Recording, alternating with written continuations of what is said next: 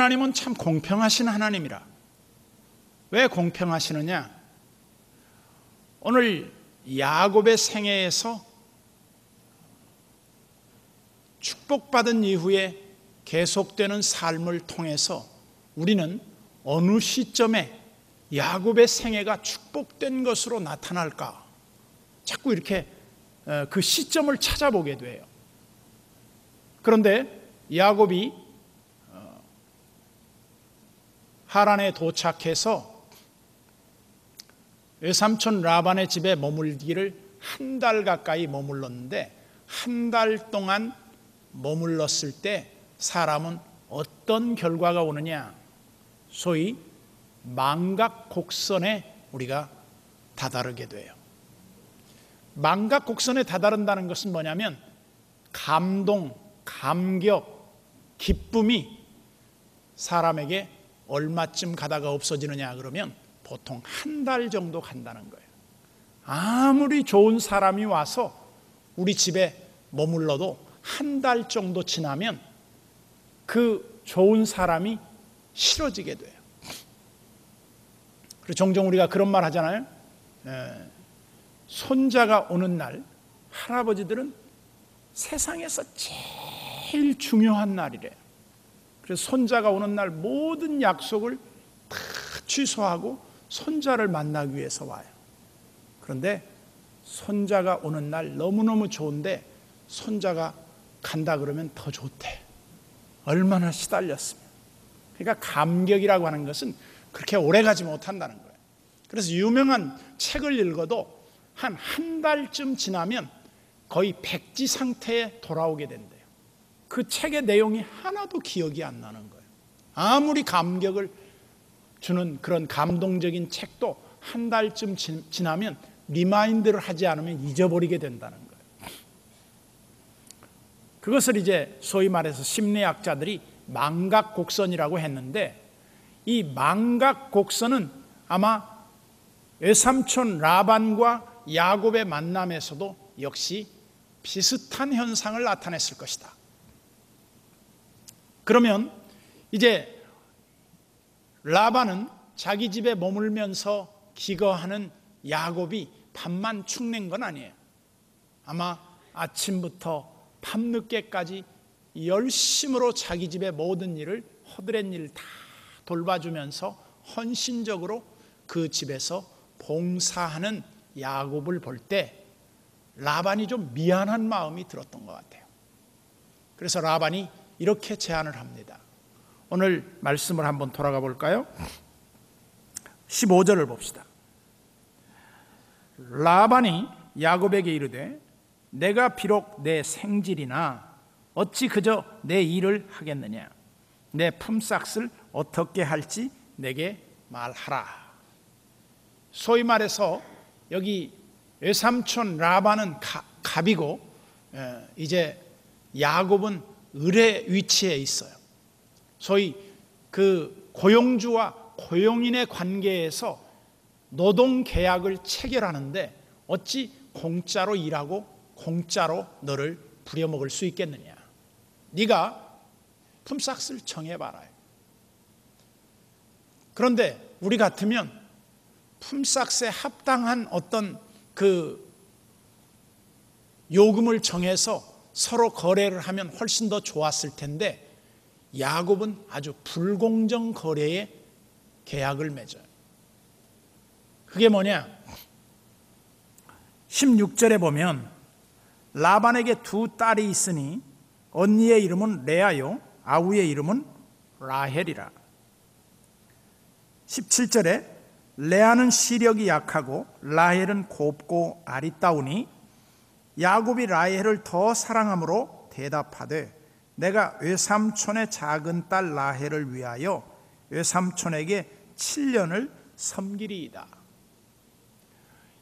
내용을 조금 더 제가 쉽게 설명을 하자면 이런 뜻입니다.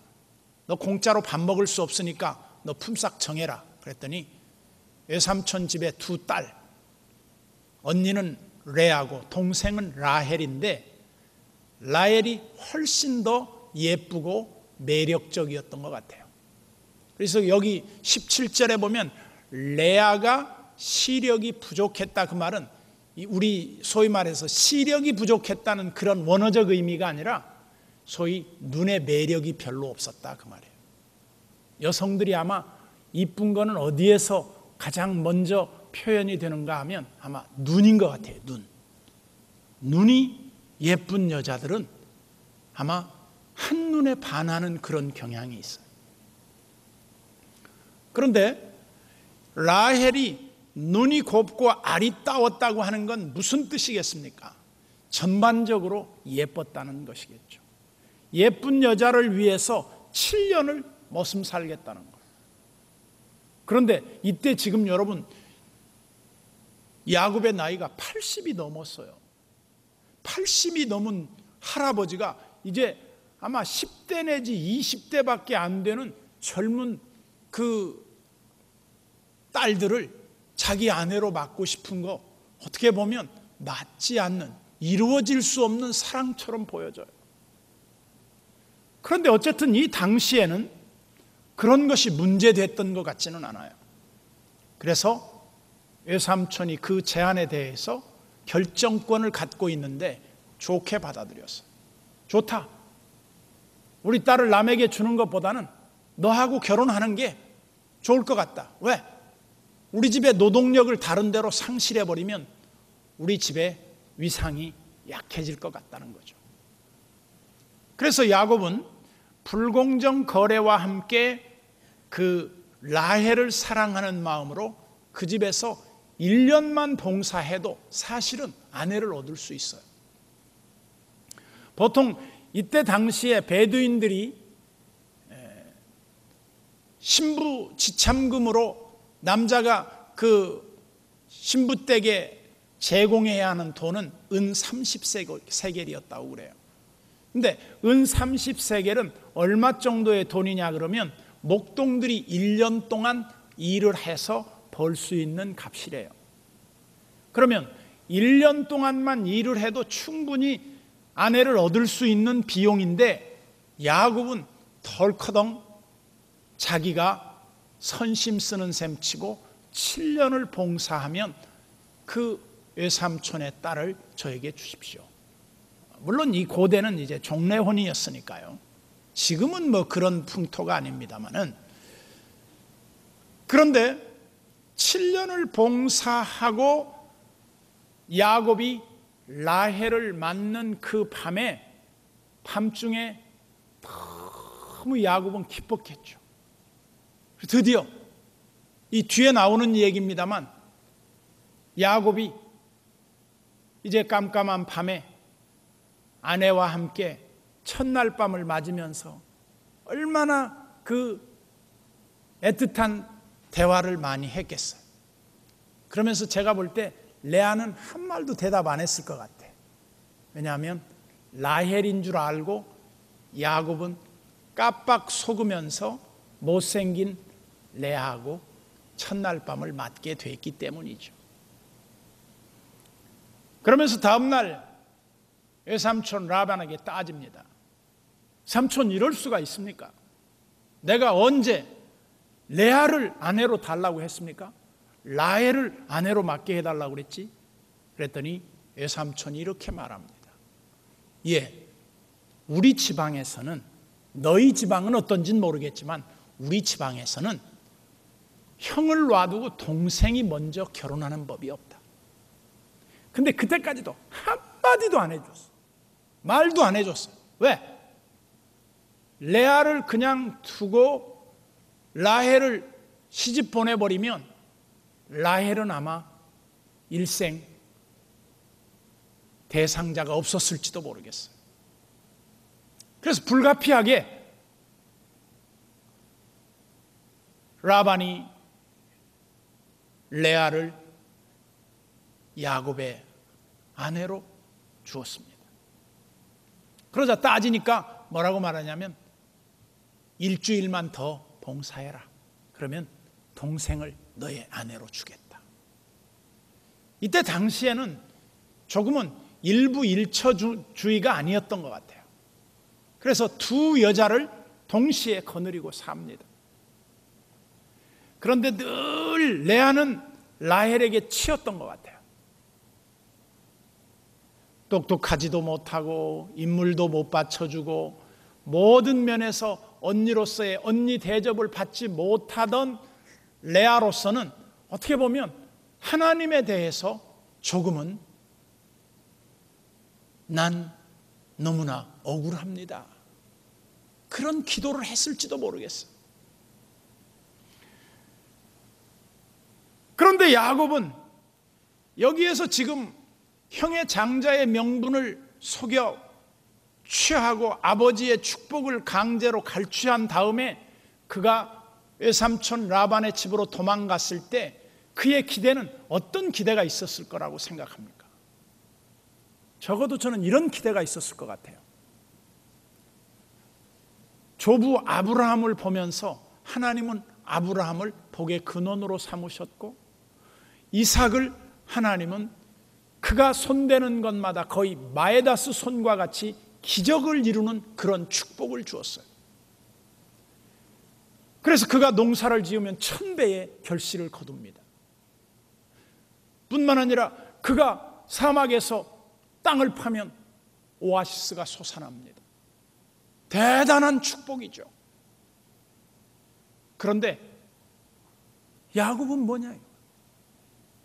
야곱은 남의 집에 머슴살이 하면서 인생이 풀리는 것 같지도 않아요. 그 시간이 얼마나 갔느냐 하면 적어도 거의 100세 가까이 됐어요. 그러면서 우리는 이 아브라함과 이삭과 야곱으로 이어지는 이 족장의 축복에서 우리가 깨닫는 하나의 영적 진리가 뭐냐? 아브라함의 축복은 축복의 시작이라고 하면 그 아들 이삭은 축복의 더 번영이라고 하면 야곱은 엄청난 역사를 이루어야 하는 그런 주인공일 것 같은데 아무 일도 일어나지 않습니다. 우리는요, 하나님이 축복했다 그러면 가시적인 어떤 결과를 꼭 보고 싶어 해요. 아니, 하나님이 축복한다면 뭔가 좀 결과가 나타나야 될 거 아니에요? 아무것도 없어요. 그러니까 이게 뭐가 축복이에요? 축복도 아니에요. 가만히 있어도 되는 거예요. 그런데 여기에서 우리가 중요한 건 무엇입니까? 야곱이 의식하든 의식하지 못했던 간에 하나님의 계획이 있었어요. 그 하나님의 계획은 무엇이었느냐? 그것은 다름 아닌 이스라엘의 초석을 놓는 일이었어요. 그래서 야곱을 통해서 이스라엘의 12지파를 형성하는데 하나님이 야곱을 기둥과 같은 인물로 사용하신 겁니다. 그래서 야곱을 통해서 하나님의 역사를 이루어 가시는데 우리의 기대는 이런 기대를 갖고 있어요. 야곱, 이제 축복받았어. 이제 누구든지 야곱 건드릴 수 없어. 야곱에게 잘못했다간 다 죽어. 그리고 야곱은 고생 끝, 행복 시작, 이렇게 돼야 될 것 같은데 안 나와요. 이런 모습이 전혀 나타나지 않아요. 여러분들 신앙생활에도 이런 회의감에 빠질 때가 있을 거예요. 하나님이 나를 사랑하시고 나를 축복하시고 내 기대보다도 더 좋은 결과를 선물로 주실 줄 알았는데 정작 아무 일도 일어나지 않아요. 그럴 때 여러분 좌절할 수 있어요. 하나님이 나를 이렇게 하시려고 부르셨나? 하나님 이게 전부예요? 하나님 앞에 이의를 제기할 수 있어요. 그러나 우리의 확신은 뭐냐? 지금 모든 해답을 얻으려고 하지 마십시오. 지금 우리가 하는 모든 일은 매우 작고 초라한 것일 수 있습니다. 성경에 보여주는 원리 가운데 하나가 뭐냐? 그것은 작은 것에 대한 신비입니다. 아주 작고 초라한 것에 하나님의 큰 역사를 묻어놓았다는 거예요. 그게 뭐야? 씨앗의 원리예요. 씨앗의 원리. 생명의 원리. 지금은 작고 보잘것없고 초라하지만 그 캐파시티가 얼마나 큰 것인지를 우리는 아직 확인해 보지 않았어요. 그것이 과연 뭐냐? 이런 차원에서 우리는 지금 우리가 하고 있는 어떤 일이 매우 작고 초라하고 보잘것없고 사람들의 관심을 끌 수 없는 어떤 일일지 모르지만 하나님이 하시는 일에 대한 기대감은 결코 우리가 포기할 수 없는 것이다. 우리가 흔히 경제 용어를 그렇게 말해요. 북경에서 나비가 날갯짓을 하면 뉴욕 월가에서는 태풍이 일어난다 그랬어요. 그 말이 무슨 말이겠어요? 의미적으로 본다고 하면 중국의 북경의 한 그 주식시장에 루머가 떠돌았을지 모르죠. 그럼 그 사람들이 잘못된 정보를 듣고 주식을 사기 시작했는데 뉴욕의 증시가 대폭등을 해버릴 수 있겠죠. 전혀 예측할 수 없는 일이 일어나는 거예요. 누가 만들었느냐? 아무도 몰라요. 우리가 지금 하는 일이 매우 보잘것없고 초라하고 작은 일일 수 있다 이겁니다.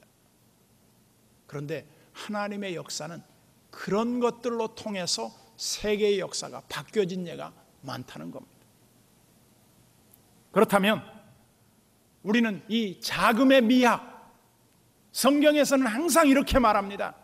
지극히 작은 일에 충성된 자는 큰 일에도 충성되고 지극히 작은 일에 불의한 자는 큰 일에도 불의하다. 즉 하나님은 평가를 할 때 무엇으로 평가하느냐? 아주 작은 것으로 우리를 평가하고 있다. 작은 일을 잘하는 사람은 큰 일도 잘할 가능성이 높다는 거예요.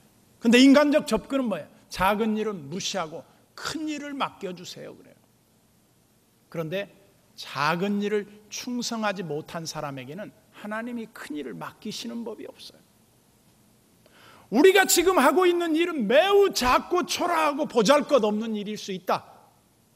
그러나 그것은 미래에 엄청난 일일 수 있다. 그것이 뭐냐? 저는 야곱의 축복이 바로 그런 면을 갖고 있다고 본 겁니다. 매우 초라합니다. 아니 하나님 축복받은 내 인생이 이게 뭡니까? 겨우 외삼촌 집에 와서 이거 빌어먹고 사는 이런 형편에 우리가 도달하려고 그렇게 축복을 갈구했단 말입니까? 항변하고 싶었을지도 몰라요. 그러나 하나님은 야곱을 통해서 위대한 일을 계획하고 계셨어요. 우리 크리스찬들은 항상 제가 말했지만 3기를 염두에 두라 그랬잖아요. 3가지 기가 있어요. 첫째는 뭐예요? 위대한 일을 기대하라는 거예요. 지금 보잘것없지만 위대한 일을 기대하라. 두 번째는 위대한 일을 기대가 생기면 위대한 일을 이루기 위한 기도해라.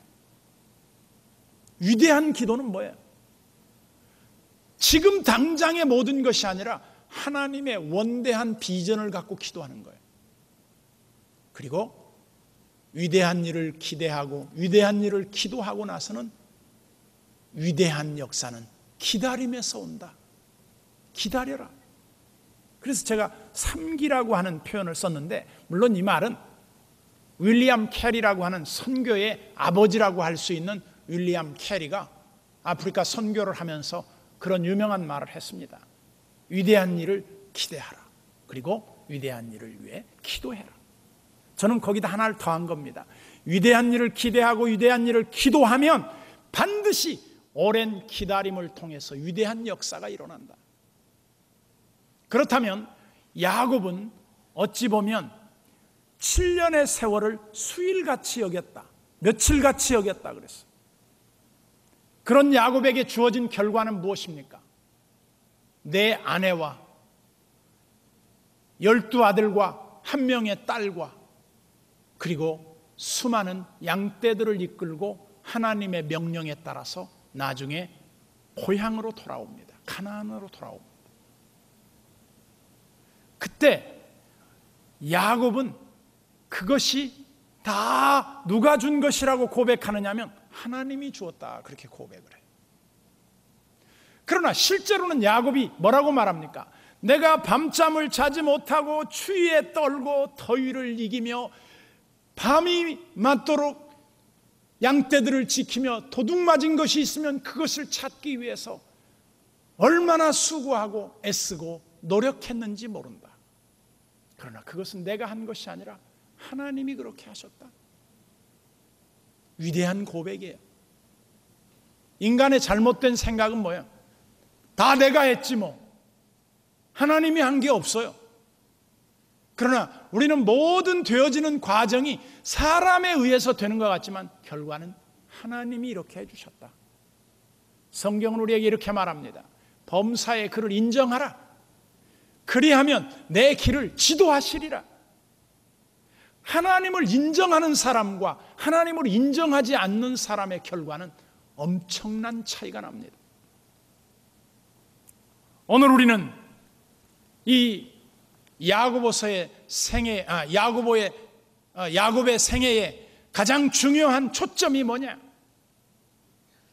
작은 것에 대한 큰 의미.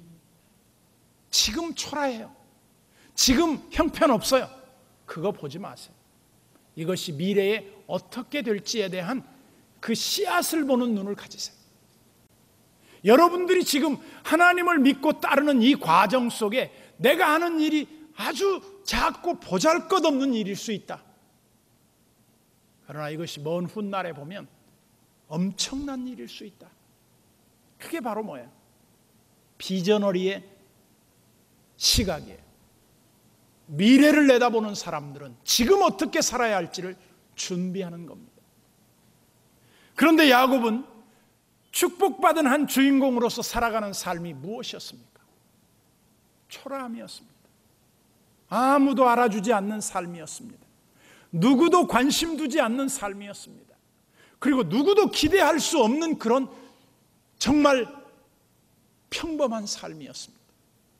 그렇지만 거기에서 야곱은 위대한 역사를 이루는 주인공이 됩니다. 지금 여러분들이 하고 있는 어떤 일이 무의미해 보이고 작아 보이고 너무나 여러분들을 실망케 하고 좌절케 할 수 있고 낭만케 할 수 있는 일이 혹 있다고 하더라도 낙심하지 마십시오. 왜냐? 그 일은 하나님이 어떻게 역사하실지 모르는 위대한 하나의 씨앗과 같은 원리가 있기 때문입니다. 저는 초라한 시작이 중요하다고 봅니다. 피터 드러커라고 하는 경영학자는 자기가 맨 처음에 직장에 들어가서 잠깐 머물렀던 회사의 그 사장님의 제안을 늘 잊지 않았다고 그럽니다. 그것은 고객 중심의 서비스를 최대한 심혈을 기울여서 봉사해라. 이것은 그의 삶의 모토가 되고 그의 경영 철학이 되고 수많은 사람들에게 경영을 어드바이스 해줄 때 그가 얻은 결론이 뭐냐? 아무리 시시한 사람이 자기에게 자문을 구해와도 최선을 다하고 성심을 다해서 그에게 경영의 기법을 지도해 주었다는 겁니다. 왜? 그것은 초라한 시작이 결코 초라하게 끝나지 않는다는 것을 알고 있었기 때문이라는 거예요. 우리는 야곱을 통해서 많은 걸 배웁니다. 야곱은 아버지를 속이고 형을 속이고 축복을 갈취한 비인간적이고 비도덕적인 방법으로, 불의한 방법으로 자기의 목적을 성취하려고 하는 약삭빠른 인간의 전형과 같습니다. 그렇지만 야곱은 하나님에 대한 것을 놓치지 않으려고 하는 영적인 집착력이 있었어요. 우리는 흔히 그렇게 말합니다. 모든 일은 영적인 것이다. 육신적인 것은 대단한 것 같지만 아무것도 아닌 것으로 끝날 가능성이 높다. 그러나 영적이고 신앙적인 것은 지금 볼 때 보잘것없는 것 같지만 그때 하나님은 그 작은 것이 천을 이루고 약한 것이 강국을 이루어내는 하나님의 축복의 씨앗의 원리를 이해하고 그것을 우리는 믿고 신뢰할 줄 알아야 한다. 그래서 야곱은 사랑의 묘약이라고 할 수 있는 자기의 고난의 모든 그 힘든 시기를 약속 하나만을 바라보며 믿음으로 살았던 겁니다.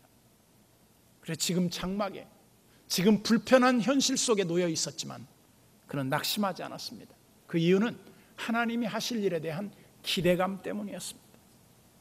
오늘도 우리는 하나님이 하시는 일을 알지 못합니다. 그래서 하나님은 우리에게 이렇게 말합니다. 너희 염려를 다 주께 맡겨버려라. 지금 내가 하고 있는 일은 초라하고 보잘것없는 일 같을지 모르지만 결코 초라하고 보잘것없는 일이 아니라 하나님의 위대한 역사를 이뤄나가는 하나의 초석을 놓는 것이다 라고 생각을 하시면서 여러분들이 하는 일에 자부심과 함께 하나님의 신실하신 약속을 붙들고 믿음으로 승리하시기를 주님의 이름으로 축원합니다.